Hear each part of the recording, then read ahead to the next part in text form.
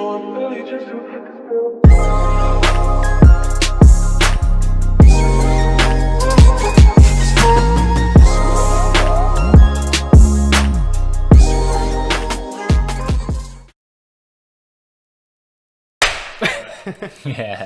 that's it. Thank you, Josh, for that. All right. So here it is, ladies and gentlemen. Welcome to Kodawari's Otaku Garage, Episode 1. I'm going to be your host, Alonzo, and next to me we got Now. Joining us today will be our very own Dave Hong, former licensed tech for Toyota, PPF installer, detailer, hobbyist, and diecast collector. Yeah, it's a bit of a mouthful, but we'll get through it, man. Don't worry. And today we're going to be joined by our special guest, Adam Sen. So we're just going to get into the intros. Crap, I think I screwed up. Can we start again? No, it's cool. Let's run with it, man. Is it okay? Okay, let's. You know what? Let's run with it. As long as I'm not the first guy to do that. Yeah. Okay. Well, I think we'll briefly just touch on how we kind of started with collecting. I myself, I kind of gravitated towards collecting after I saw like my stepfather. He would have like a few F1 models in like the display cabinets, and he'd always tell me like, oh, don't touch these things, you know, like they're not toys or whatever, right? But of course, being a young child, you want to play with those things.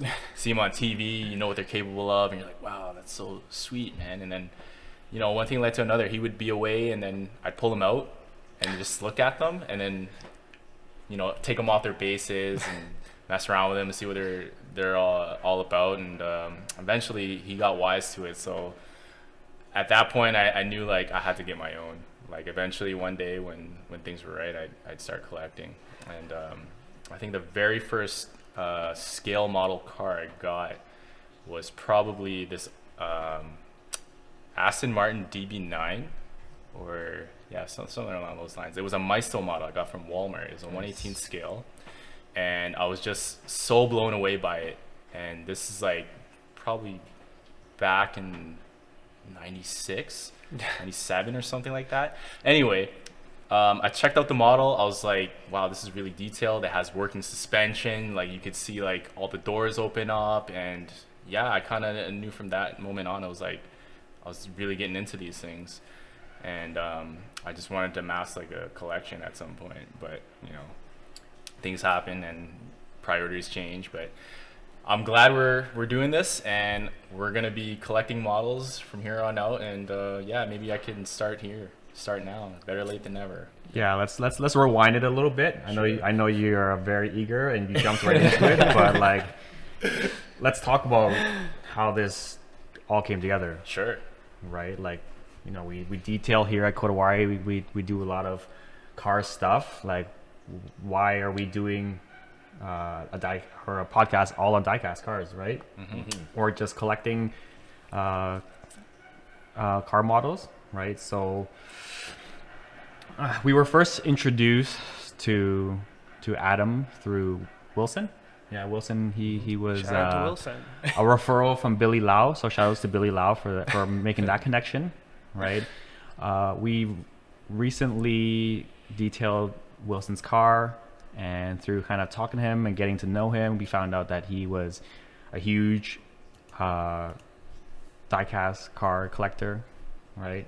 He showed us pictures of his collection, and he's like, "Hey, I have a buddy who actually opened up his store.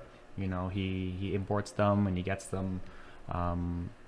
So if you guys are interested, let me refer you over," right? So we eventually got Adam's contact from Wilson, and you know, we kind of just showed up at his house, right? We showed up at his house and we're like, "Hey, we heard you're the plug." So you know, things escalated pretty quickly, right? I think as things kind of slowed down during the winter months, we're constantly trying to figure out ways to create content for you guys, because it's not just detailing that's going on in Kodawari Collective. I think we're trying to build a car community. You know, we're trying to really dig in on car culture and share that with our followers. So whether that's, you know, collecting car models, whether it's building cars, whether it's designing dream garages. We'll kind of be tapping into all those everything that kind of adds up to the car community, right? So Nice. So Dave, Yep. do you want to share your origin stories on collecting? Sure. Well, thanks for having me here as a guest today. I'm looking forward to many of these podcasts. But yeah, let me share you a story about myself. Like when I was young, I think my parents started getting me Hot Wheels. I think a lot of people start with the Hot Wheels and Matchboxes, and that's what really gets you into cars, especially for me. Yeah, like my parents would always pick one up for me whenever they go to the grocery store or Walmart, right? And then everything went from there. Like, it got big from there, and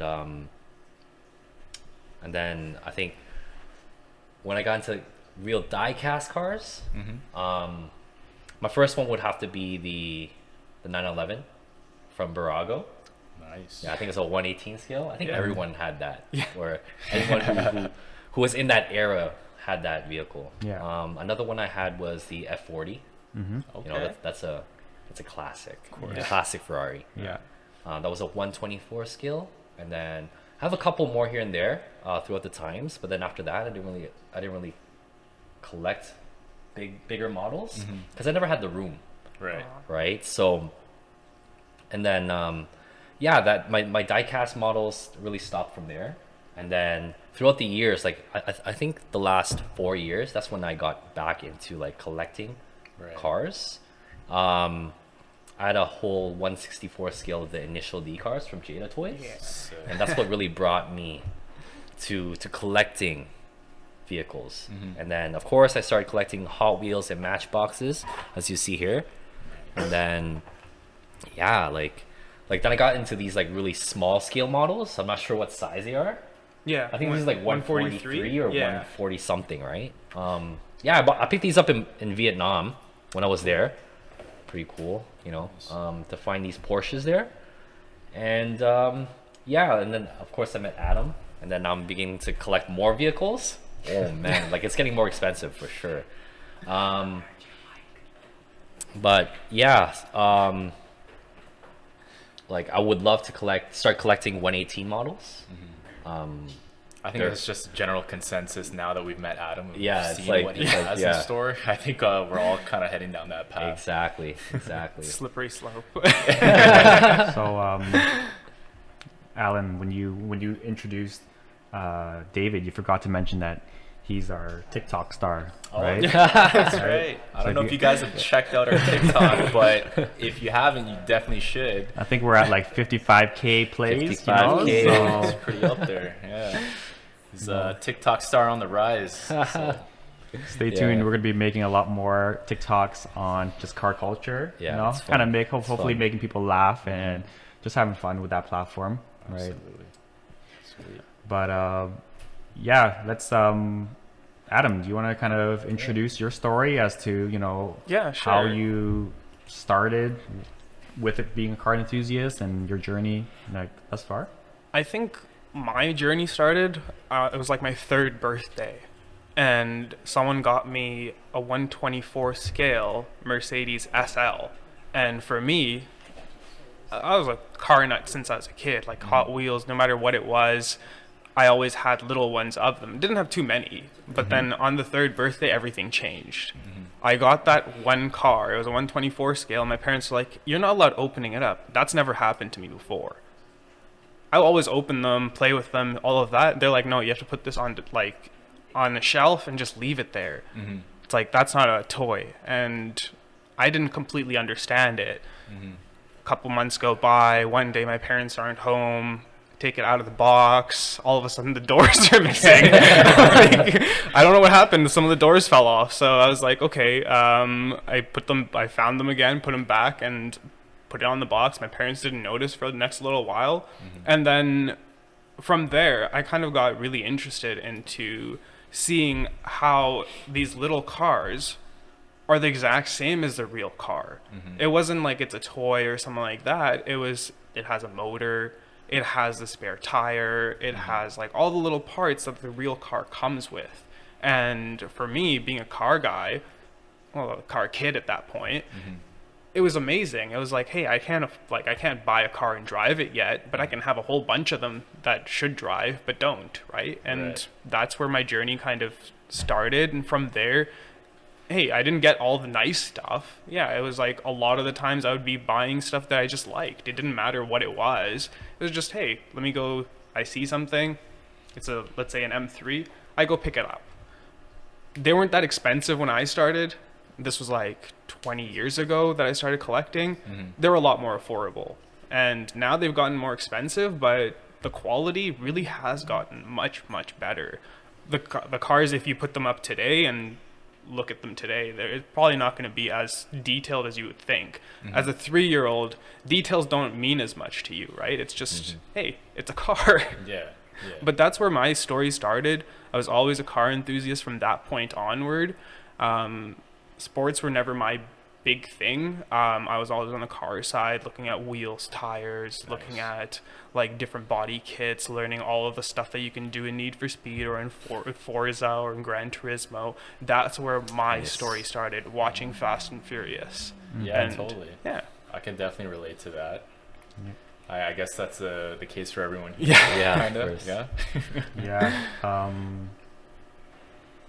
It's pretty cool what these cars represent, right? And I'll just kind of, after pulling all these old ones out from my parents' house in preparation for this podcast, it's a nice trip down memory lane, right? So I think my passion for cars really started with the 1/18 scale car models, right? I remember it was one Christmas where my parents asked me to pick out a gift for Christmas, right? I remember my gift of choice, or my present that I wanted, was a Spider-Man action figure, right? And at the time I was like just loving Spider-Man big time. And then my brother selected this yellow SRT-10 Viper, which I can't believe we still have. Right? It's a little beat up, a little rough around the edges, but I just remember on Christmas morning when we got to open the gifts, like I opened up my Spider-Man, was just about to kind of crack the box open, and then my brother opened up this, right? And I think as a younger brother, you're always going to be like really interested in what your brother or your siblings are getting. But I remember him opening up that Barago box, and I saw the Viper, and I instantly dropped my Spider-Man toy, and I was just like holding this car model in front, and I was just like, what the hell is this? I don't know what it is about it, but I'm just like, I love this thing. Right? And I would just, he opened it, and I don't remember ever touching the Spider-Man, and I was just like constantly opening the doors, opening like the trunk, and I was just mesmerized by this car, right? So I think I eventually begged my dad to take me back to return the Spider-Man action figure, and then we went to a hobby store inside Dufferin Mall. Oh, Dufferin Mall. I wonder if that Nice. mall still exists. Yeah, it still does. There was a little hobby store there. And then I ended up picking out my first 1/18 scale car model, and it was this Lamborghini Diablo right here. Ooh. It's funny because I remember it being kind of more of a maroon color, but now after seeing it, I probably haven't seen this in like 15 years, but it's kind of got this copper brown tone to it. It's kind of funny because my name is Brown, so maybe that has to do some, I don't know. It's a sign, man. Yeah. But But yeah, a Lambo. this Lambo was what I picked out from that store. Shout outs to my dad for, driving out and returning a Spider-Man and picking out this out for his son. He kind of just Man. helped open that door. Yeah. And I think I've been collecting diecast cars for ever since. You know, Mhm. I have like close to 50-ish models. Wow. Yeah, That's a but it's cool because you know every time I look at these models, it brings back some memories from Mhm. the time that I was playing with it, or you know the people who were with me when I got it. Yeah. Right, so going out there with my dad, that's probably a memory I'll always have, and looking Mhm. at that car reminds me of those moments, right, which are pretty precious now that as we're getting older, right? So yeah. I think that's why these cars mean a bit more than just, you know, being a toy. Yeah, there's a story that ties into yeah. each and every car Yeah. that you have. It's Mhm. nice. Memory.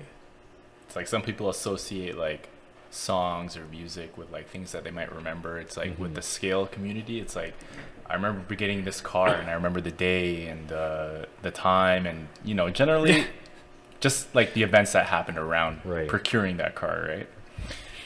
But Adam, I mean, it's been known that you've had 40 real life cars or so, somewhere around there.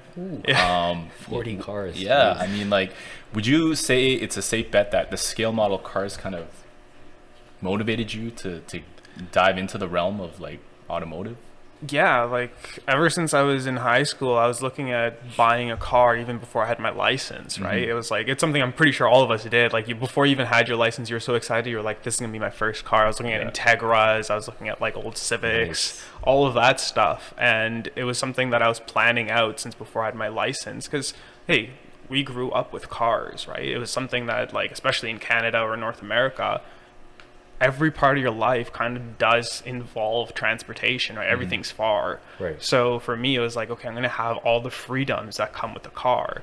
And since then, I'm a very indecisive person. You can probably see, like, when you guys saw my collection, you can see, like, I have a little bit of everything. And same thing happened to cars. Like, I got into it and I was like, this is amazing, but I want to see what else is there. Mm-hmm. And that's how I kind of got down that road. And I've had 6 E46 M3s, over 12 BMWs, including like some of my cars spanned like 30, 40 years before I was even born. Mm-hmm. So it's like there's a lot of stuff that I've experienced with cars that, and the best thing is the people that you meet. Like you guys were just talking about it. It's like the memories that you get. Mm-hmm. Some of the people that I've bought cars from or sold cars to have become my friends for life.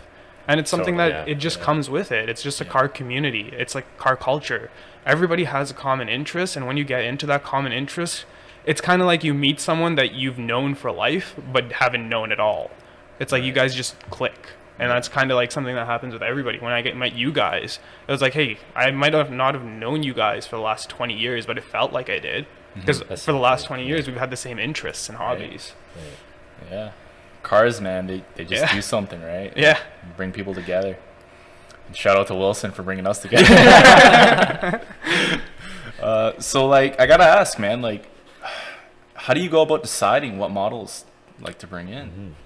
Realistically, I look at every car in the same light as an enthusiast, right? Like when I saw your NSX, I was like, damn, thing's beautiful. Same thing when you see a model and you like the car, it's very hard to resist, right? It's like when I see an NSX in scale, I have to bring it in to see what it's like when it's a new release, because like models are kind of similar to cars. They're only made once, right? So let's say this one of these RWBs or any of these Lexus, BMW, Nissans, or the Acura, it was only made like once 20 years ago. You're not going to be able to get your hands on it again, right? So for me, it's like I'd rather get my hands on it, see it in person. If I don't like it, it's not like they lose value, right? They only go up in price. Right. So they're great investments. Instead of me taking the chance and not ever being able to get my hands on it again in the future, I'd rather buy it right now, see it in person. Hey, if I need a couple days to decide or a couple months to decide if I really want to add it to my collection or not, I'll put it on display for a little bit, see how I feel about it. It's like when you're like building a car, not all the parts you put on your car the first time you buy them are what stays on the build, right? Builds have variations through them throughout the years. You can look at any build out there and it changes because your tastes change.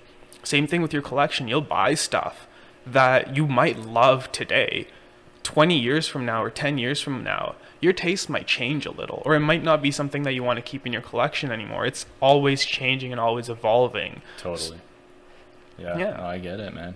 And yeah, I mean, that's one of the more interesting like points about car culture. Like tastes are always going to evolve. Yeah. Like you're going to get purists that are going to argue like Ferraris should stay Ferraris, you know, like just as is, don't touch them in any other way. But Don't then, LS swap them. yeah, exactly. Don't LS swap them, or don't lower them, or don't put over fenders on them. But you know what, man? Like I You say, do you. Yeah, exactly. You do you, right? And who knows? Maybe people start paying attention, and Yeah. you might start a trend. And you know, that's just the beauty of it. It's Yeah. your car, right? You can do what Exactly. you want with it. Same way it's your collection. You can do whatever you want with it. Yeah. It's like you get a little bit of like, you're like the king of that collection. You can build it as you please, which is kind of cool, right? Like there's not that many things in life that you have complete control over. Like even your own life, you don't have complete control over, but your collection you do. Yeah. So, hey, it's kind of cool. Yeah, so I think what's really cool too is that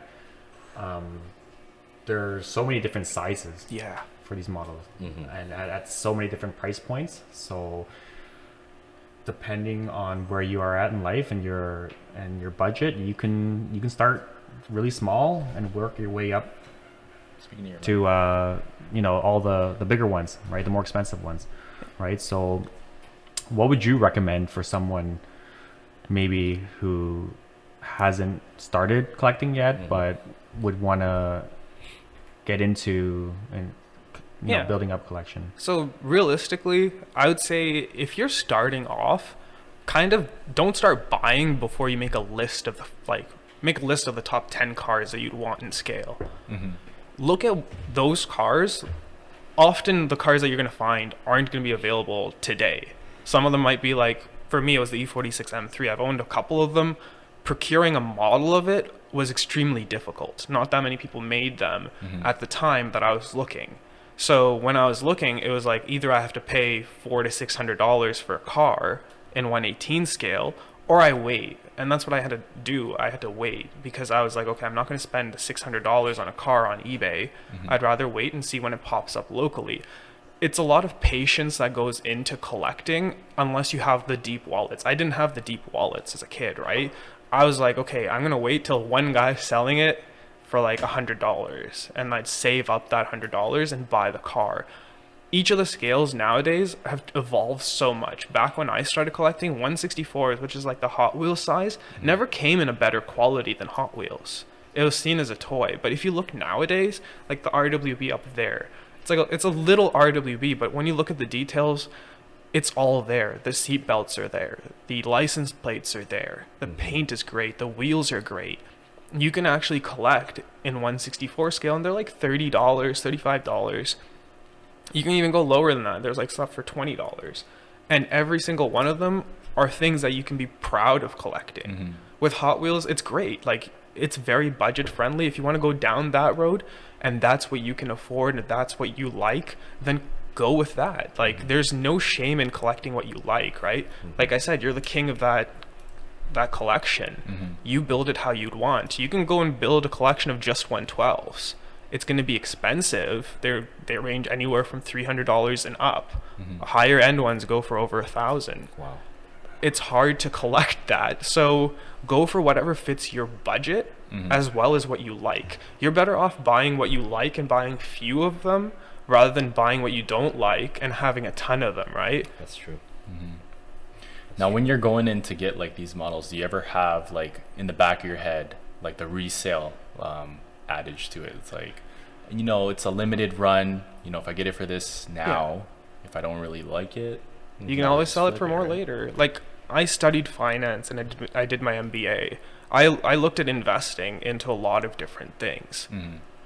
I always realized that the model thing was one of those things that you don't have to look at it for the dollar value.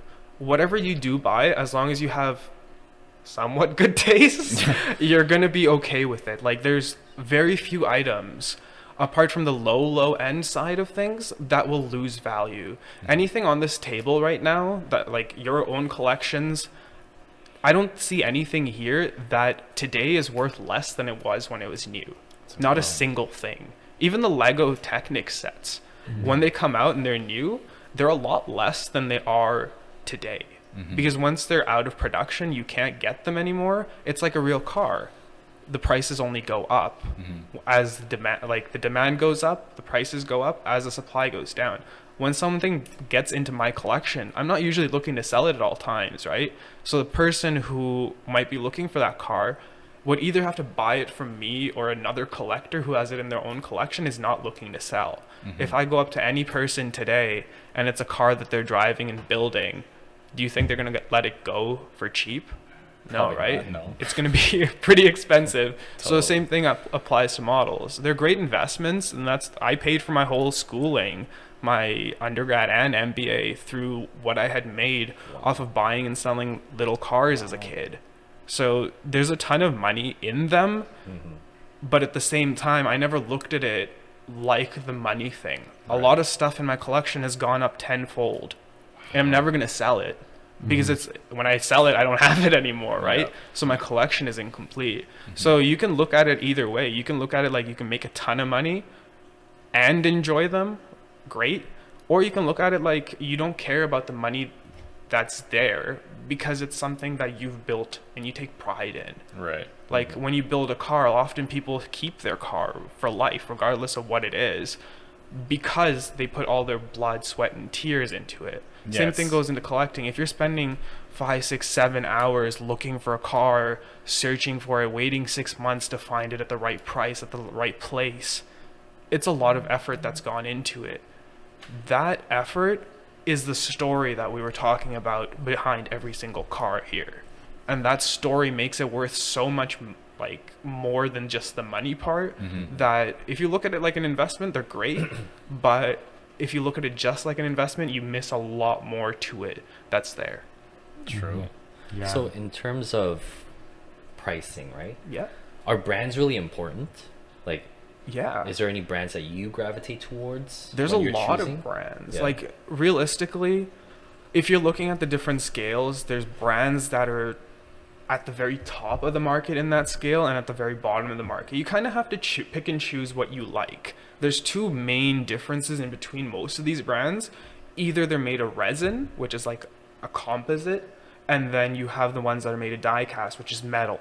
The metal cars are more durable, but will have little less details and like the fine lines and stuff like that, because it's hard to do that with metal. You can't mold metal the same way as you can mold plastic, right? So you compromise somewhere on everything. So if you want everything to be opening, nowadays full opening models are very expensive because engineering them, crafting them, making sure that everything works and functions exactly like a real car is very difficult to do. And these guys aren't using hinges that are dog leg hinges or something like that. They're made to be with like hood struts, with like the struts that are on your actual car. And that's not something that you'll find very easily or for a very cheap price, just because it is art at that point. Right. It's something that's been scaled down. Like every little piece of the car has been scaled down, and that's really hard to do. So as you said, like brands, there's some brands that are exceptional in their quality. Some brands don't open, and even those ones that don't open are amazing in quality. You guys have seen some of the ignition model stuff. Even though nothing opens on them, your jaw will drop when you see the amount of details on them and how closely it replicates the real car. On the other end, you have some like very cheap models that won't be as accurate, but again, like you kind of have to pick and choose based on your budget, based on what you like and what's available. Sometimes it's not like some cars aren't available in the really high end, like super detailed version, or it was available 30 years ago. You're not going to be able to find it that easily. You're better off getting the one, even if it's not the best quality. If it's a car that you love, you're better off buying the model and waiting it out, using it as a placeholder. I do that a lot. If something comes out and it's $30 and it's not as good as the version I'd probably want, I'll probably still get the $30 version. Let's say no one ever comes out with a better quality one. Do you not go with that model in your collection? I'm a completionist. Like, I have to have that car there. I have every single Lamborghini from like the early Miura all the way up to like the SVJ Aventador. So I have every single one. Some of them aren't the best quality, but it's what I could afford at the time. And there's no shame in that. If there's shame in something, it's the same as a car. Like, when people are like bad shaming, doing all that, there's no reason for you to knock another enthusiast for what they can and cannot afford, right? Mm-hmm. So with the brands, you can rank them, you can do a lot of different stuff, but how I rank them will be different than how you rank them, because you will value something else that I might value less. You're going to rank them differently. So it's like there's a lot of different things that go into what these brands are. Some really reputable ones that do a very good job: Auto Art, Kyosho, GT Spirit. These are more like the larger scale cars that they'll do. Barago Maisto has been around for a really long time. They're very affordable for like most people. When I was starting out, that was like 90% of what I bought. I'd go to Costco, pick up a car there, but then I realized that, hey, I don't want to have 300 cars from Costco. Like, I want to have something a little bit nicer. And that's when I started cutting back there and putting a little bit more into maybe an Auto Art or a Kyosho. And when I got into them and I started opening them up and seeing the quality and the differences, that's when I realized for myself what I liked and what I didn't like. It's all about experimentation, like with your own build. Like, you won't know exactly what you want on your actual car, right? Until you actually put it on and you're like, damn it, I hate this, or I love it, right? No, it's realistically, you can go nuts on this stuff and go up to there's some 118 scales that are like a couple $1,000s. Wow. And they'll be fully custom built for your actual car, whatever it is. But you're looking at paying like $10,000. For me, that's another project car. Wow. So instead of doing that, I always stayed with the budget friend, like what people would call budget friendly, which was like $150, $200 cars. Realistically, it's not budget friendly to everybody, but at the same time, it was something still affordable for the models in 118 scale. Because you do have to look at it like, hey, if I walk into a Ferrari dealership, regardless of how small the car is, it's still going to be a couple $100,000, right? Same thing applies to models. If you're getting into a 112 or 118 scale, for a decent one, in my opinion, you'd still be looking at least over $150 to get something nice enough for like my own collection at this point. Of course, if you're starting off, I don't expect anybody to be adding a whole bunch of $200 models to a collection, right? That's not how you start. You start by figuring it out by yourself. No matter what I say, you guys are still going to be out there buying stuff that you like, regardless of who it's made by and what the quality is, because it's what speaks to you. Fair enough. After, like, you know, when we look across the table, I think it should just start with what kind of makes you smile. You know, like what kind of makes you happy. I think that's a big part of how I started my collection. Right, like you can get into, you know, with anything of these like collectibles, you can get into the realm of investments and flipping these kind of things, and that's definitely a bonus. But I think just to start, like getting something that you really like, you know, is a great start, right? Man, Alan, how many times do we drive to Pacific Mall? You know, I think our friendship started off with us collecting cars and appreciating this, right? So even, you know, I look at that Auto Art R35, right?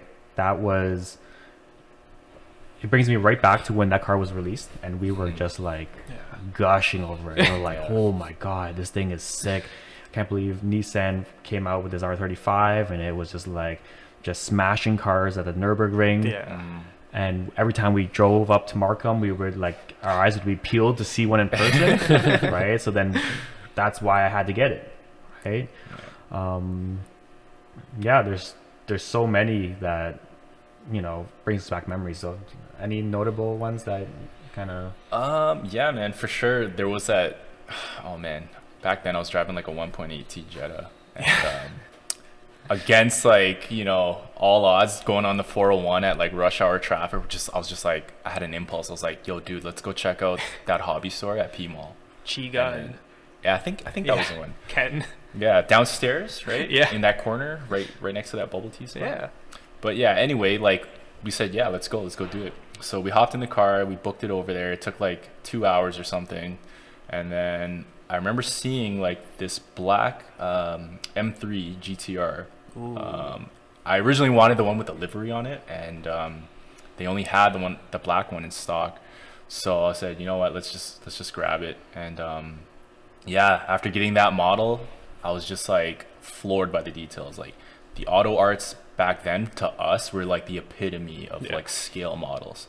I had like another R34 GTR, and like even the insides, like the seats, you could feel like the material, like it was like a suede, and like the carpet, the upholstery, even the trunk like had like upholstery in it. I was just like, does it get any better than this? Like this is like the holy grail right here, man. It was like, from then on it was like auto art, and I never knew of any of the other brands back then, right? Like a lot of these major brands, would you say that they've just kind of come to the surface in recent times, or like were they always around? Well, Kyosho's been around for like the last 30 something odd years. Like even before auto art was around, Kyosho's been around. They've been making like really high-end die cast. They switched over to some resin now. Resin is a little bit different. Nothing will open, but if you see them there, like some of these RWBs, they're resin. Nothing will open on them, but sitting there, I don't think anything looks more realistic on display than some of the newer resin stuff. Resin's a newer thing. It hasn't been around as long as you were saying, but these brands have been around for a longer period of time. Now this Kyosho line, are they synonymous with the RC Kyosho? Yeah, it's the same brand. Okay. They also they're kind of like us. Like we like the real cars, we like the little cars, we like the cars that have motors in them and scale, whatever it is. Kyosho does the same thing. They love anything automotive, so they'll make a lot of automotive stuff, RCs. They'll make die casts, they'll make resins, they'll make some like odd other things that go along with car culture, and it's cool. Like auto art does the same thing. They have like clocks, they have desk lamps that are like made out of real suspension components, and like it'll move. Like I have one of these lamps, and like nowadays they're really expensive because they've been discontinued. Like with anything else, like when it's discontinued, they go up in value. Right. This lamp, you pull down on it and it'll spring back, and that's how you can adjust it like a coilover, how high it sits. It's really amazing, some of the cool stuff that these companies make. Right. So Kyosho's been in the game quite a long time then. Yeah. I guess their roots kind of start with automotives and motorsports. No, and then like even like some of these other brands like GT Spirit. GT Spirit is a French brand. It's not something that you'll really expect. Like GT Spirit and Automobile, they're kind of sister companies. Model Cars Canada, we're the distributor for them, and everything that they've been making for like the last 10-15 years has been very, very good quality. And it's geared towards people like us who don't have $20 million to throw around, right? So they'll make a lot of affordable yet very well detailed stuff. And I like them. I have every single RWB from them just because it was something at that point. I was buying them and they're like, what, $150 to $175, something like that. And it was affordable. When the auto arts came out, they were like slightly more expensive than that. But sometimes, like with real cars, they didn't get the details 100% accurate. Some of the cars weren't supposed to be a coupe, and they made a coupe instead of making a convertible. Stuff like that, as a car enthusiast, it didn't sit well with me. For me, if I'm going to be putting something into my collection, I'm the king of this collection. It has to be accurate to the real car. Some people like collecting anything and everything that has to do with that brand or whatever it is. They'll do multiple colors of the same car, versus I don't do that. I kind of gravitated away from that. I was more into just making sure that whatever's in my collection is a real car. It has a story behind it. I love the RWB stuff, like a lot of people, because every car it has a story. It has a reason it was built, and that's something that I really liked. And that's kind of where like a lot of my collecting focus is. It's like I have to make sure that stuff makes sense. Like I have the same white LFA over there. But to me, I just had that one LFA, and that was the only Lexus in my collection. When the Nürburgring edition LFA came out, I just had to have it. It was one thing that it's like, okay, I can't have one car sitting there by itself because it looks weird. It looks like it's just there by itself, right? Either it has to go along with something or be a part of a bigger collection. That's how I work. Some people work very differently. They'll just get the car that they love, and just, it doesn't matter what position or whatever the car is in, it's just something that they love, so they have it. I collect a little bit differently because I needed to make sure that it all makes sense to me, and I can display them in a way that, hey, for me, automotive history was a lot. Like, I wanted to make sure I see how these cars evolved. Like, some of the earlier cars from a lot of these brands, like even BMW, if you look at the E9, that design has kind of flowed through a lot of the other cars, right? It's something that comes from the earlier ones. Even though I'm not a classic car guy, like, I would rather have like stuff from the 90s or 2000s because that's when I grew up. Right. But the stuff before then still has to be a part of my collection, just because it's the cool stuff that You're a completionist. led up to it. Yeah, exactly. Just want to have everyone in the roster there. Exactly. Got it. No, So like, let me ask you, to open, to not open, does it really matter? I mean, putting them on display is one thing. I mean, if you're dead set on keeping them, you're probably going to be maintaining them. Yeah. But like, if you're getting these things with the reselling in mind, like, does it really hurt the model to have it open, or what are your thoughts on that? So like opening it, like pulling it out of the box and kind of putting it on display, realistically, just make sure that you're kind of smart with it. Like, if you're going to be opening something up, take care of it when you're taking it out. Make sure nothing gets broken off, nothing falls off. Handle it with care. Put it into, let's say, a case so that the dust doesn't get on it, so that you don't have to dust it off. I've had issues with that myself. I would let things sit out like in open cases, and they would collect a lot of dust. Then you go to wipe them off or whatever, and stuff gets stuck to the microfiber, and then you're losing like side mirrors, you're losing like windshield wipers, stuff like that, because like all these are higher detailed cars. And if you're scaling a real windshield wiper down to 1/18th or 1/64 scale, it's not going to be very durable. It's going to be fairly flimsy, because that's exactly how a real wiper would be if it was scaled down that much. There's a reason that our wipers are so like heavily built. It's because they have to withstand us tugging on them or flipping them up so that we can clean the snow, right? Versus the models are designed to just be as realistic as possible, not to be durable. Right. So just be careful with them, and you're going to be fine. Die-cast ones you can be a little bit more rough with compared to like a resin one, but the resin one will have more realism to it on display. And like when you take a picture of something and it looks like the real car, that's the difference that you get, right? And then some people have, like, even when you ask me opening versus non-opening, I thought of it like, does the car open or not open? A lot of people do value that differently. Like, they want functional parts, doors opening, hoods opening, trunks opening. Some of them even have roofs that fold, like actual like hard tops that fold in multiple pieces. Like the real car. If you get the E93 BMW M3, that thing comes with a fully functional top. They're super expensive nowadays, but it's crazy, because when you see it in real life and the model opens up in the 3 actual pieces like the actual car does and folds in the same way, it's something that you really can't ignore, right? It's something that's really cool. But does it look as realistic as possible? Probably not, because realistically they're going to have to make it a little bit more durable in that scale than they would in the real car, because in the real car everything's motorized, right? No one's tugging on it, so there's going to be slight differences. But overall, if you're deciding between opening cars and non-opening cars, you kind of have to take what you can get. Not a lot of stuff is always going to be available. Let's say for the R34 GTR, if you're looking for an R34 GTR, which is one of my favorite cars in real life, it's hard to get a fully opening die-cast version of it nowadays, unless you're paying $450 plus.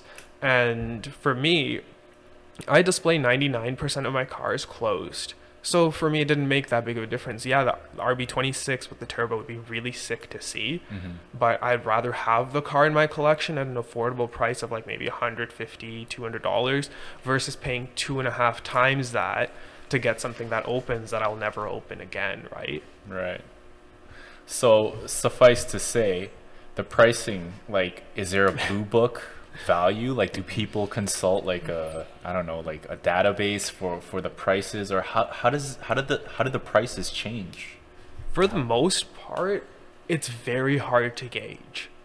With me, since I do run a store, everything's always at MSRP. Most times when you're buying something new, it's always at MSRP, right? If you're getting it at MSRP or close, I would say it's usually a good deal, unless it's a car that everybody hates and no one wants. Then it's a bad deal. But if it's something that you're looking for and it's a desirable car, if you're getting it close to what manufacturer retail price was, that's a good buy. Versus after a couple of years, all of that goes out the door, right? It's like So what determines that price increase? it's just supply and demand. just Like it's just demand, like simple really. economics. If you look at any of the cars, and let's say this red 1/12 scale RWB, they made 300 of them for the world. 200. You can't find one that easily. If there's one person selling it and he's asking $2,000 for it, and you really, really, really have to have that car, you're left with no choice, right? You can't get another one made. They were everything's a single run. They don't remanufacture anything for the most part. So you kind of get forced into buying from whoever has it available, rather than you just going out and buying it from the store. That's why I always tell people, hey, if you see something that you really like, go out and buy it. If you change your mind after, it's easier to sell something than to hunt it down and track it down. So whenever you see something that's really cool, I follow this advice myself. If it's something really cool, if it's up for pre-order and there's a little discount on it or something like that, pre-order it. Get the thing, look at it in person, and then once you've actually experienced the car, it makes it a lot easier for you to determine if you want to keep it or if it's something that you don't want to keep, right? Right. If it doesn't lose value, you're better off ordering it and not keeping it than not buying it and then having to hunt it down. It's like with a lot of limited edition releases for like a lot of these other companies as well. Like when seats come out for your car, and like Bride does a special edition seat, or Recaro or Sparco does a really special edition seat that they're making 100 units of, or when Stance Nation and wheel companies team up and then they have their specific special wheel that they made and it's limited to like 50 or 100 pieces. Once they're sold out, they're gone, right? Same thing applies to all diecast that's limited edition. Once it's gone, it's gone. Yeah, I think when these things are limited, like run, and then you can't buy them from the manufacturer anymore, and it goes on eBay, and then people start bidding on it, right? So as people bid and there's more demand, then the price goes up, and then people can kind of reference what the last one sold at, right? And then the more demand goes up, then it just keeps going up, right? Over time, as cars get more popular, as the culture evolves, as new enthusiasts come into the scene and start collecting, right? So it's really, really interesting to see how, the other side of collecting and a business that you can resell actually, side of it. the whole resale side is really, really cool. Yeah. Is there any like really expensive models that you know of that you don't personally have? Like, what's the most expensive model you've ever come across? There's some places within Canada that deal with just celebrities, kind of, and they have like 1/4 scale cars. 1/4. 1/4, like it's nuts. Like you're looking at big is like that? maybe half of this table It's like the in quarter- terms of length. quarter of It's size. really, really cool, but they're like $40,000-$50,000. And they're usually of like old race cars or Le Mans cars. It's not something that I usually touch on. Like racing has been something that I'm like more away from in my own collection, just because like a number changes, then it's a different car. And for me, if I'm a completionist, I'd have to get the different car. I'd have to get the before and after car. Right. They do like, there's a lot of, in race cars, you get into like finish line car. if there was damage on the car during the race, it gets replicated in scale, and you get the finish line car with the damages on it. From different races, it's different cars. Slight differences, maybe it was banged up, maybe it was like a part of the bumper fell off. They'll replicate that in scale. Amalgam does that really well, but those are like some of the most expensive cars you can buy. I don't have any in my personal collection because I'm not at that level yet. But there's some people who have full collections of just their stuff. It just depends on what we were touching upon before. It's like your budget really does control a lot of your collection and how much you spend on each car. Like, let's say if I didn't buy like the hundreds of them that I did, I would have been able to get maybe 4 or 5 of the like $2,000, $3,000, $4,000 cars at that point. Those are now worth maybe 10, 15,000. Wow. So everything that's made in super limited quantities really goes up. I have this one car, it's by MR. MR is a higher end resin brand, and they're all handmade in Italy. And this car was one of 2 that they accurately made of the world record edition Bugatti Veyron in the carbon and orange. And that car is worth a ton of money today just because it's one of 2 that they accurately made, right? The other 73 of them, they massively screwed up on. So the orange was the total wrong color, it was too light. And collectors, when you're paying $400, $500, $600 for a car and it's not accurate, pretty pissed off, right? So it kind of reflected poorly on them, but it worked out really well for me, who was like, okay, like I'll buy it in the second run production that they're making. Everybody else was like, they're gonna make the same color. I took the chance, and it ended up being something that was amazing. I'm not selling it personally because for me, it wasn't ever about the money and the resale value. That thing's worth like 3,000 plus today. But if I sell it, I'm not going to be able to say I have one of 2 in my collection, right? Yeah. And it's also like a little bit of a bragging, right? Like when you build a nice car with quality, like real parts, when someone asks you, oh, is that a real bride seat? Yeah, it's a real bride seat. Is that a real ACS front lip? Yeah, it's a real ACS front lip. Whatever it is, you feel better about it having something cool or something that other people don't have. It's just how humans are, right? You want to differentiate yourself from the other person. Same thing applies to your collection. You want to differentiate your collection from the next guy. If you both collect the exact same things, it's not as cool, right? Yeah. So anything like that, like if you find something unique, like modify them as well. When I was a kid, that was what I would do the most of. Motor swaps, wheel swaps. It was just like, hey, like I can't do it on a real car, but I can yank this RB26 out and drop it into a 350Z, right? How hard is that to do? True. Ruined a lot of really expensive today models, but it was something that was a part of what it was. And it's the same as like when some of our cars like today might be worth a lot of money, but at one point they weren't. And at that point, there's a lot of people that were doing really, really stupid things with them. And it's just a part of how it goes. With anything, you can't really gauge how much exactly it will be worth in 5, 10, 15, 20 years, right? You kind of have to go with it like, hey, if I enjoy this and I am a car enthusiast, there's other car enthusiasts that enjoy this. There's no way that this is going to lose value because of that one reason. If I like all the RWB stuff, I can probably say that in car enthusiasts, probably like at least half of them will love RWB, and then you have the Porsche purists who are like, oh, they're cutting up air-cooled Porsches, I hate them.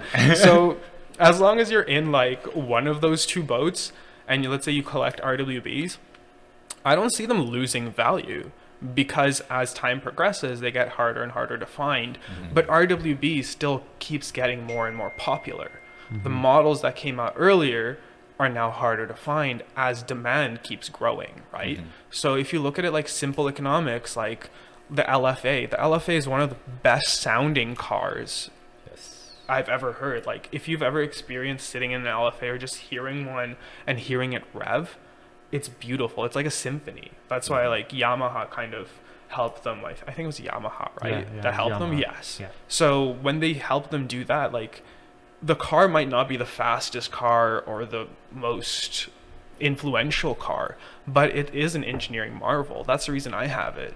And for that reason, if you look at the values of that LFA today, when they were new, they're like $300, $350.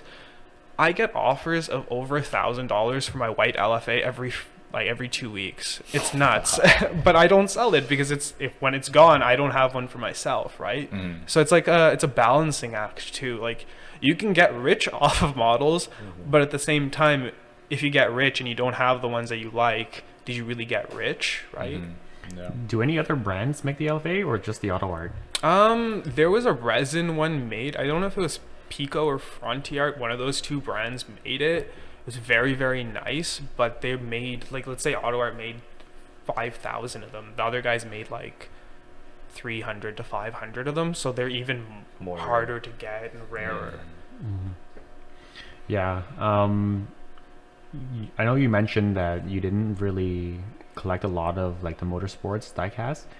Do you think that is because of just we grew up in the North American market, right? How does that Asia market, the European market, how do they kind of compare to like the North American market in terms of collecting? That's a really good question. Because like realistically, the car culture in Asia and Europe, I envy it. Because like the stuff that they have there, even from like even models aside, a lot of the availability and the stuff that they have there, if I could move to Germany and then build European cars, I would be the happiest guy. Like even looking at like the normal cars that we get, sometimes they're detuned, right? E36 M3. If you look at the one that we got here, it's kind of shameful to call it an M3, but at the same time, it's what we got. The people over there got the ones with much more power, with all the bells and whistles. So the people there always had more of an enthusiast perspective, or like it was better for geared more towards enthusiasts. Versus here, like even racing, like they have the Macau Grand Prix, they have like JTCC, they have everything in Asia and Europe. But here, we don't really get that. We have NASCAR. I'm personally not a big fan of NASCAR, but there's some people that are, right? But the stuff that I'm into, like if we're looking at Formula Drift, they don't make the models for Formula Drift yet. But that's something that would speak a lot to me. But I guess Le Mans and F1, that stuff never was completely up my alley because I never was exposed to it. My parents never watched any of the racing. Montreal Grand Prix was like the only thing we really got here, and that was the only thing that people around here would ever watch, right?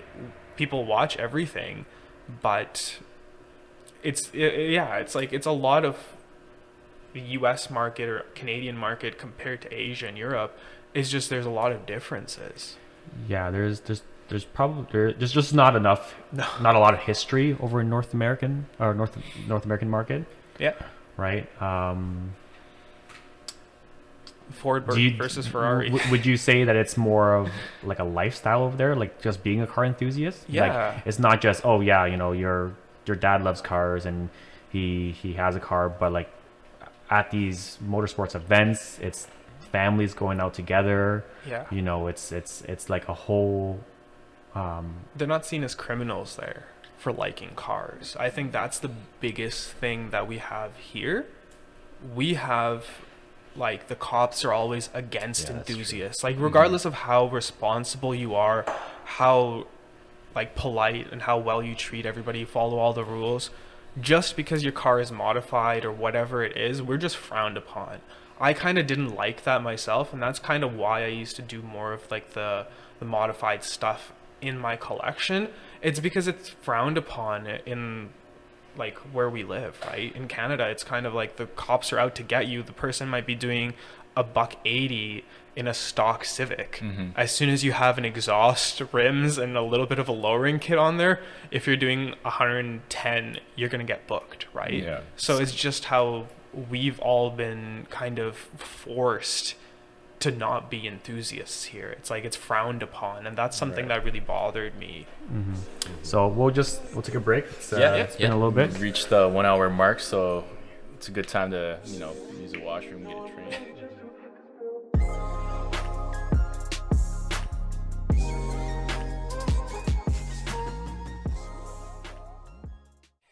It's Alan from KOG, and we last left off at where the car culture kind of scene is at in Toronto and how it's perceived. So generally, the consensus seems to be you're a street punk if you're into cars here. where do you think that's going? Like the TO takeover Yeah, type thing. yeah, exactly. Like we Close had that down the intersection, drift around. right? In all honesty, it's nice to see like people enjoying their cars. It's just like be responsible kind of type thing. Like, hey, there's other like collecting is a very reasonable way to be a car enthusiast, right? Like no one can ever be like, oh man, like your collection, it's gonna like kill someone one day, right?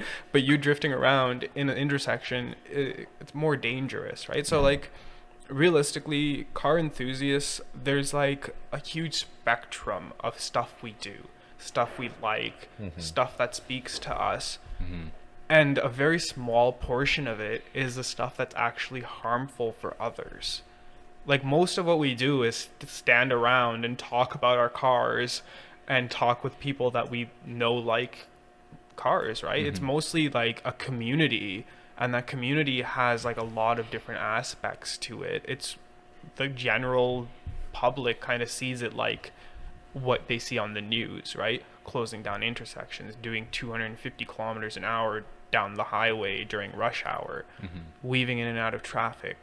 And that's what reflects poorly on us. But on the other end, like there's some people who have really, really nice cars, really well-built cars, and they're driving like grandmas most of the time because they value what they've built. The people that are reckless, I don't really consider them even to be true car enthusiasts, because if they're a true car enthusiast, they would never do something to hurt the car scene. And like what you guys are doing here and trying to make sure that everybody sees the positive light of car enthusiasts is like an exceptionally like good thing to be exceptional thing to be doing. And it really does make all of the car enthusiasts kind of come to realization that like some of the stuff that we do, I'm not saying I'm perfect, right? Like I've done things like I've cut people off by accident. And yeah, it's something that doesn't reflect well on us, and I think that needs to change. And I think what you guys are trying to do is exactly what we need.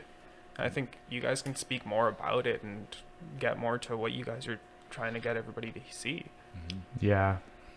Like a big part of what I'm hoping or dreaming KodaWari Collective could be is creating that community, you know, kind of being that hub where as long as you love cars, if you have a passion for cars, and that doesn't always have to be cars, even anything that we're doing, because we're, you know, there's a lot of content creation, you know, like it's just connecting people and kind of building and kind of showing everyone what a group can do to kind of affect this image of our car enthusiasts can be, right? So we're hoping to,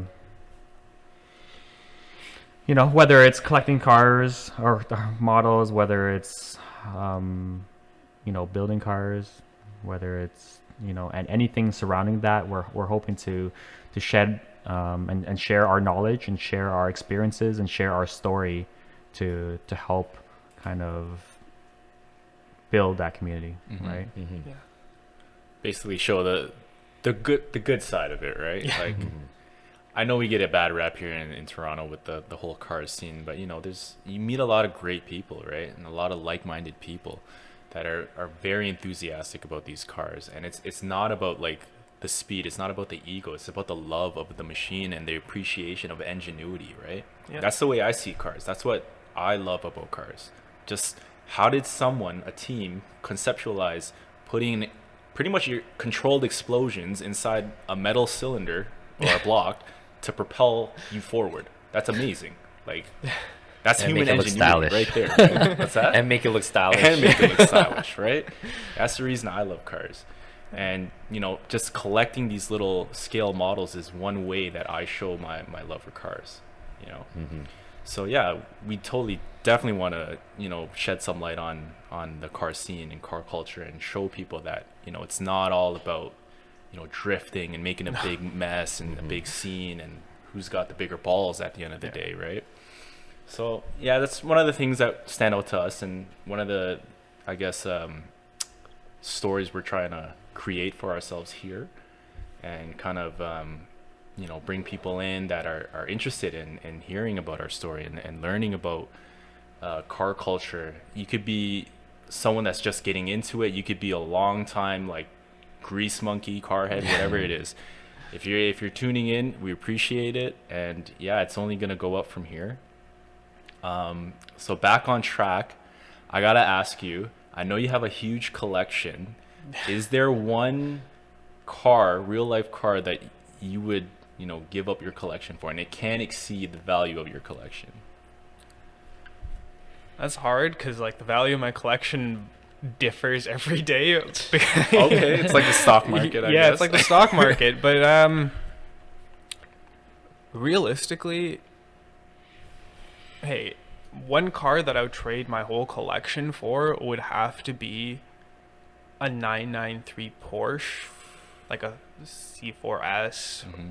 I don't know if I could get into like a turbo or something like that for the value of my collection, but if I could trade my collection for one of those two, that would have to be the cars that I would get. An E30 M3 is probably right along next in that list.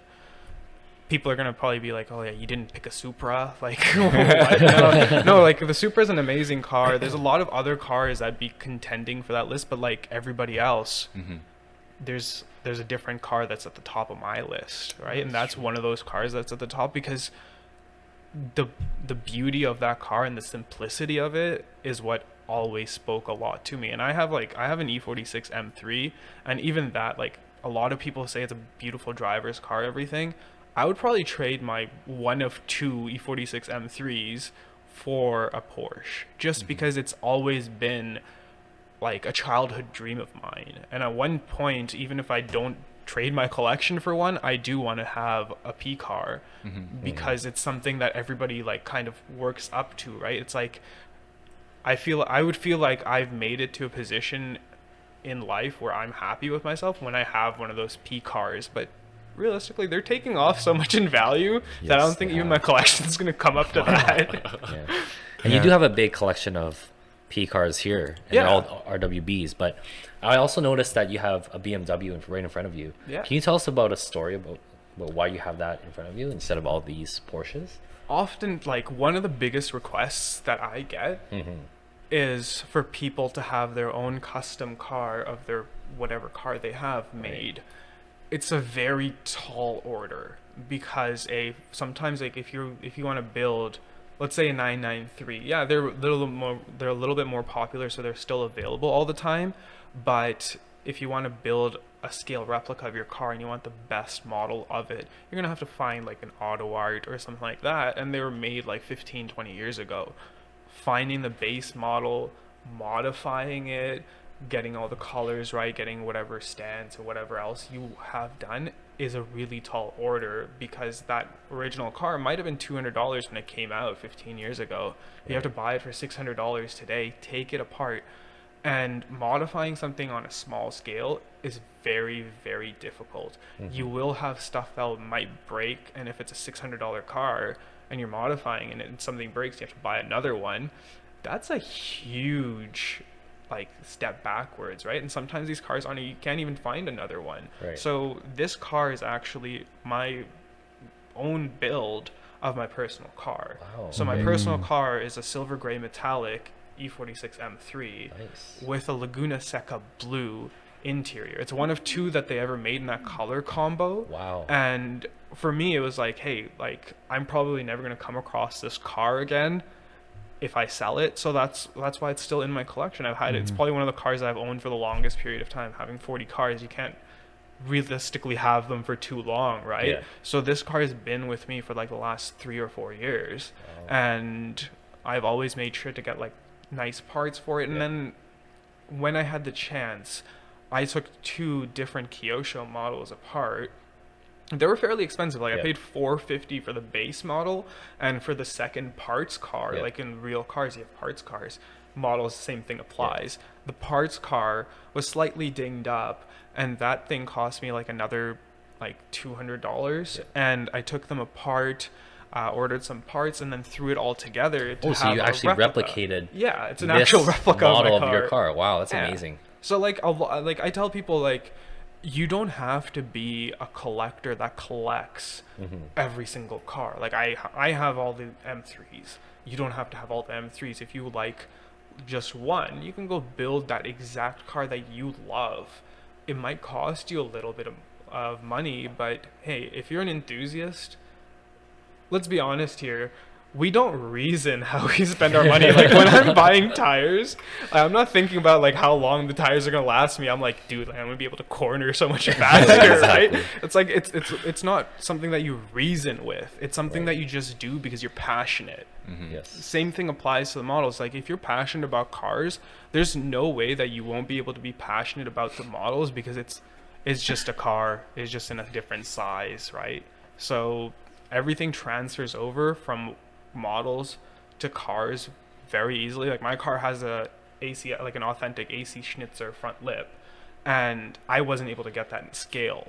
Yeah. So that's the one thing that's been really bothering me. I've been kind of figuring out how to replicate it and scale it down so that it can be put on the car. Imagine doing that for a build that you're doing on a little car yourself. It's a lot of work, very expensive to do, and at the end of the day, I'm going to end up with a lip this big that's going to slip on. It's going to cost me like $400 to go to R&D and actually develop it, as well as like maybe taking it off my car, 3D scanning it, doing a lot of work to do that. But at the end of the day, even if I spend $300, $400, $500 to do that, it might not make sense to 99% of the people, but for me to have an exact replica of my car at the end of the day, it makes a huge difference. And it makes you happy at It the makes end of the me day. happy. And when it makes you happy, it doesn't really matter if it costs you some money or not, because at the end of the day, if you have a huge bank account but you're miserable, the money doesn't really mean much, does it? Yeah. That's pretty dope. I've never actually seen Laguna Seca colored Yeah, I've interior never seen on it either. M3. Yeah. So In I'll the spring, I'll bring it up, and then we'll have a. yeah, for sure. That would be really, really cool. I'd love to see that. Like people ask me, it's like, hey, like you built one of your coupe. I have a convertible as well, and it's a silver gray metallic with a Mola red interior in my convertible. And building that car is exponentially more expensive than building this one. And just because I've also waited 3 or 4 years since I built this car, or started buying the base car and the parts car, building that car today, or building this car today, would cost me a lot more. So that's the reason I only have my coupe and I don't have my convertible yet, because hey, I'm gonna try to still be reasonable. Like I can't go out and throw like $2,000, take some screws apart and put it back together, right? It's still very expensive. So you kind of have to be patient and wait sometimes to make sure that you get what you want to get, rather than just compromising on what it is, right? I could go out and get one that's not silver gray metallic and it'd just be silver, like a titanium silver, and it doesn't seem like it's the same thing. I'd rather wait and not have it and wait to be accurate than to build something rushed. Like your collection, you have to take your time with it. If you're trying to build it today, either you're going to have to be really rich or extremely stupid. Like realistically, those are the only two ways you can build a collection fast.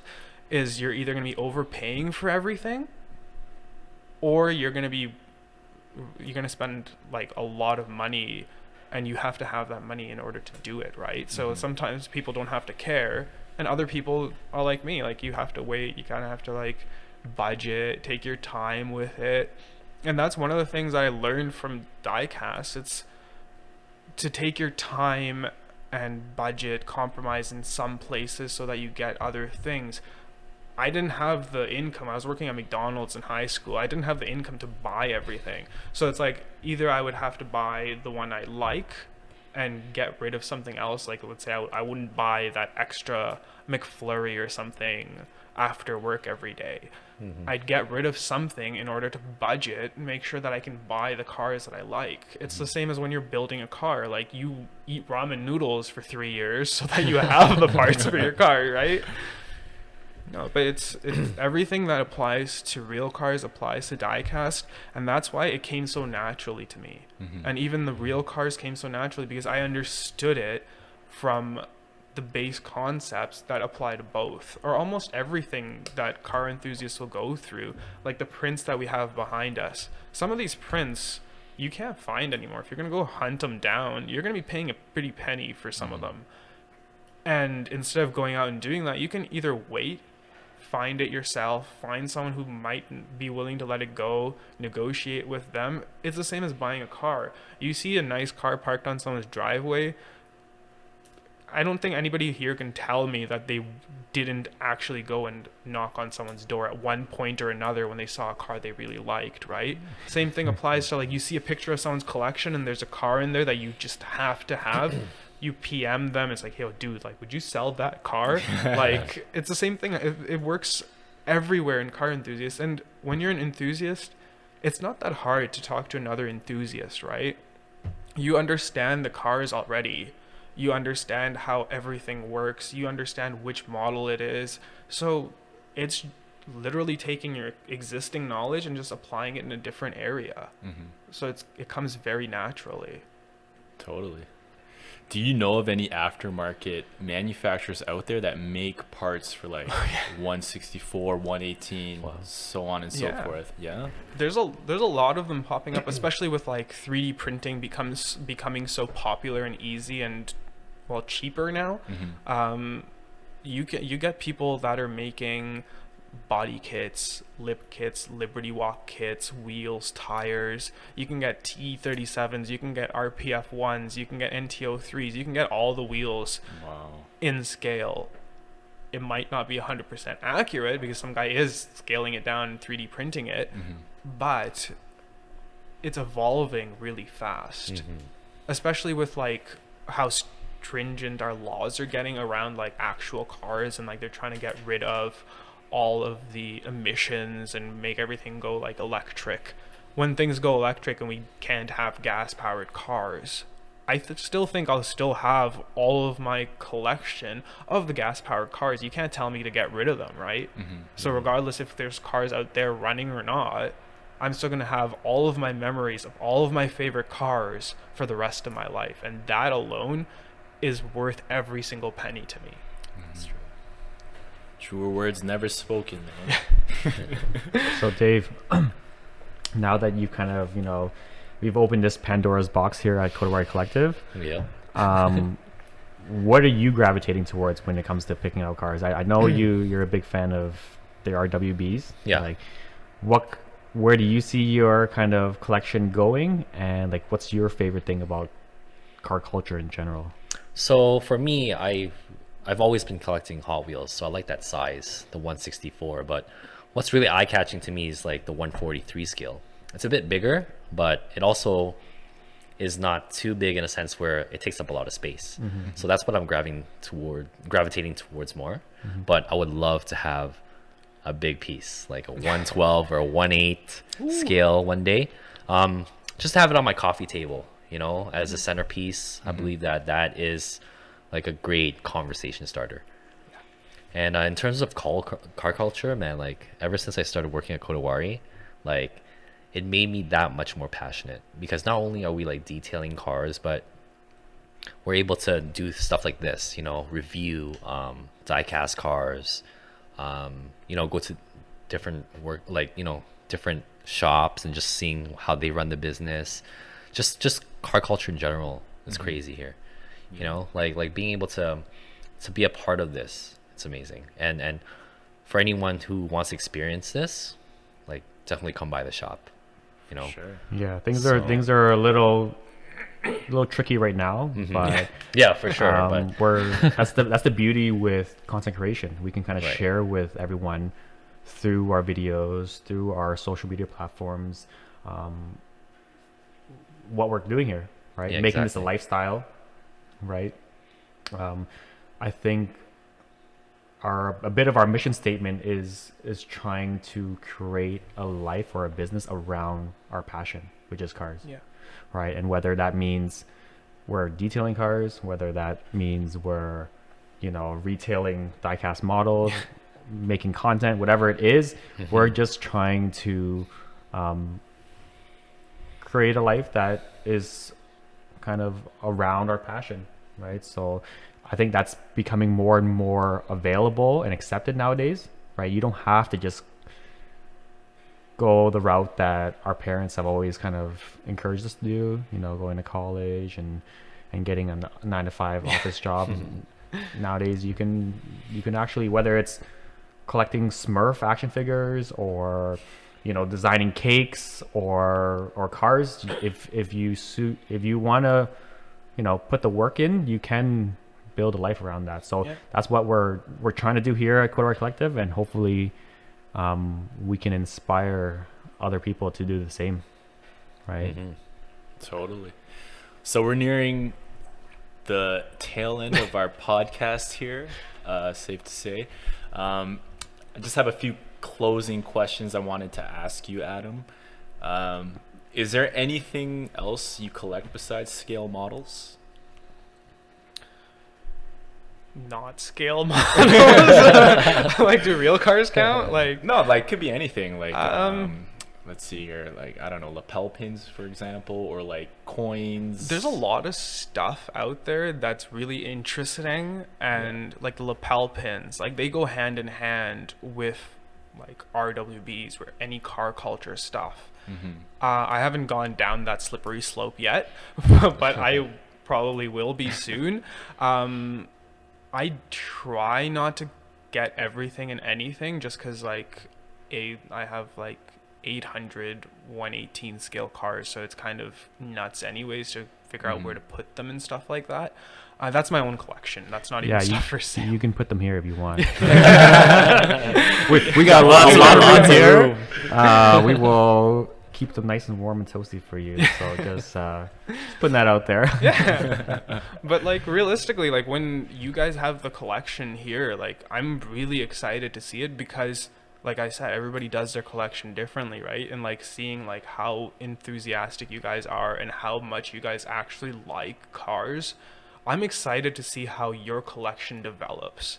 I'm excited to see like any of the viewers, their collections and how they develop. If you guys are already collecting, send us your pictures here, and then we'd love to see them, because it's what we are. We're enthusiasts. We love every collection that's out there, every build, most builds that are out there. Like everything that's happening that's car enthusiast related is stuff that's right at our hearts, right?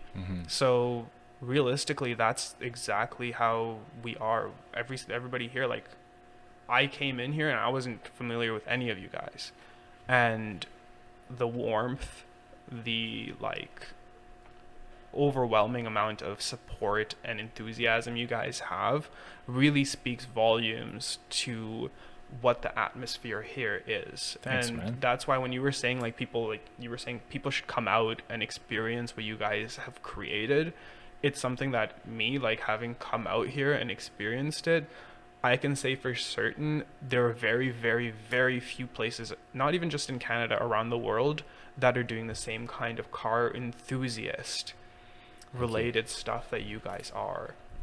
I don't collect, like I went off on a tangent, I don't collect much else. Like I started collecting coins, like I would be like, okay, like I have every like one of like the dollars from ever since the dollar came out, stuff like that. It's just like weird stuff that I collected. I never really did. I have a ton of posters from like all the auto shows. I go to press day, so it's kind of nice to get like all like the literatures and stuff like that. I collect some of that, but overall, like I think diecast and real cars were like the two things that spoke to me the most, and that's what I kind of gravitated towards. Like, and yeah, I think that's about it. Like I know some people here collect like other stuff, like maybe you guys want to tell me what you guys collect, because then maybe I'll start down another slippery slope. Yeah, I think we'll save that for another episode. For sure. But yeah, no, Adam, thank you for the kind words. You know, it's very encouraging when we keep hearing this positive feedback, even when we were doing a workshop with Cavill, right? Like he left, you know, that day the time he spent with us very inspired, right? Which is just more fuel to our fire, and a reminder that we're you know, as we're stumbling through this, we're headed in the right direction. Yeah. Right. So, yeah, I think this is going to be a start of not only a great friendship, but a really cool partnership. Yeah. You know, And as then we we're gonna have kind like a of, whole table full of cars at Yeah, one as point, we and we continue- falling off. you know, It's gonna be a mountain full of diecast cars. as we can kind of continue to share the knowledge and connect with the community, Yeah. other collectors in the GTA around the world, you know, telling their story and kind of just sharing our passion for cars. Yeah. Right. So yeah, we're gonna close this off here. There's gonna be many more otaku podcasts. Yes, sir. Right. If you guys have any topics that you would wish to kind of for us to touch on, you know, kind of leave it in the comments. Right. We're gonna be trying out a few different videos, whether it's unboxings or whether it's motorsports history, whether it's, you know, the story behind each and every RWB, connecting with the owners of maybe that specific RWB. These are kind of cool things that we really want to get into and kind of share with you guys. So yeah, thank you, Adam, for making the time. No problem. Thank you guys for having me here. No problem, man. It's And, great to have you. Should bust out the socials. If you guys don't know, you could follow Adam on Instagram. His handle is At Model Cars Canada. Yep. Facebook, And same thing. Same thing on Facebook, as well as KodaCast Collective. You guys could check us out. We do have merch, t-shirts, license plates holders, stickers. Please check it out if you guys like what you saw on the table here. And yeah, you can stay tuned for more great content coming out of KodaCast Collective, guys. I'm your host, Al, co-host Nauza. Thanks a lot, guys. Okay, peace. Peace out.